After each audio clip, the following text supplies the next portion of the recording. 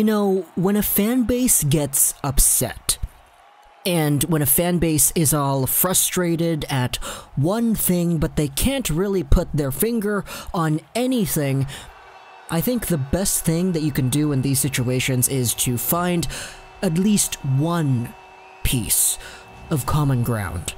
One thing that everybody can agree on, and one thing that an entire fan base can look at and say, yeah, you know, that's pretty right, that's pretty true. We may not agree on everything, but this one thing, yeah, I think that's a thing. So let's talk about one thing that I wanted to bring up in this video today, and that one thing is pretty much Nick Suzuki, man. The guy's gotta play more. The guy's gotta play much, much more. And the reason I'm bringing this up is because the Montreal Canadiens have just lost another game, yeah, they did lose another one, to the worst team in the NHL. It's the Detroit Red Wings, and the Canadiens lost 2-1. Yeah, they only scored one goal against the worst team in the NHL. Frankly, it was a game where they couldn't get offense, it was a game where they couldn't convert on their chances, and it was a game where several of their offensive core didn't look all too great. But you know who did look kinda great? Nick Suzuki. Some may even say that he was the best player on the ice that night. Some may say that when it comes to offensive chances, Nick Suzuki is probably the best one on the team at the moment when it comes to making those chances come to life.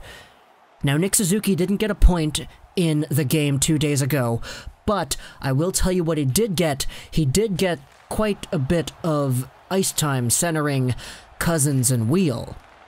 That in itself could be seen as a problem. For most people, the fact that this young, hot rookie who's coming in, who's lighting the league on fire, and who's doing some crazy, crazy good things out there on the ice, is being played in a position where he's not allowed, pretty much, to exhibit the skills that he has. And that's not me talking about the ice time, because if you take a look at the ice time, it's pretty even across the board. That game against Detroit, Gallagher, Domi, Suzuki, they were all separated by about a minute or two. So that's not necessarily the problem here. To me here, the problem lies in the deployment, and the decisions within the deployment. Because when it comes to Claude Julien and how he likes to coach a hockey team, the biggest thing that everybody can kind of realize is that he likes to roll 4 lines evenly. And when I say evenly, I mean really, really evenly, to the point where the top 3 lines are pretty interchangeable in terms of the ice time, and the 4th line is just under there, just a little bit behind the pack.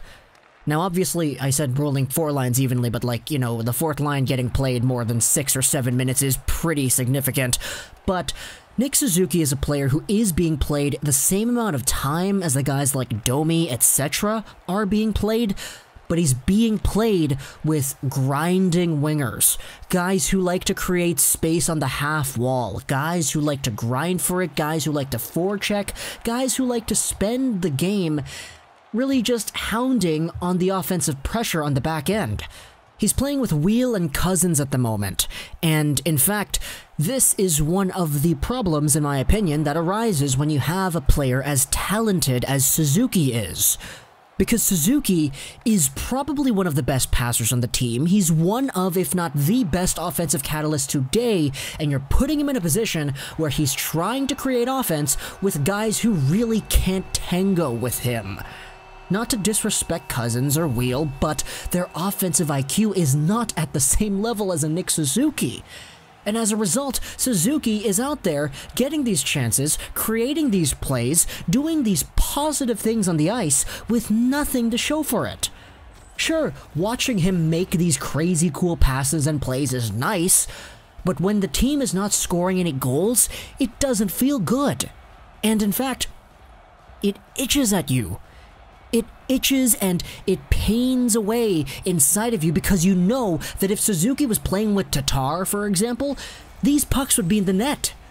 These pucks would find their ways into the net, Suzuki would get on the score sheet, he'd get those points, which is great, but the biggest thing is that the Canadiens would start scoring more goals. And that in itself is the best thing they need. Goals. They've scored a lot of goals all year, but recently, the Canadiens and their goal scoring have been showing up sometimes. I will say that. But when the going gets tough and you play the teams that you're supposed to beat, that's when they don't score. You're supposed to beat Detroit. Detroit sucks.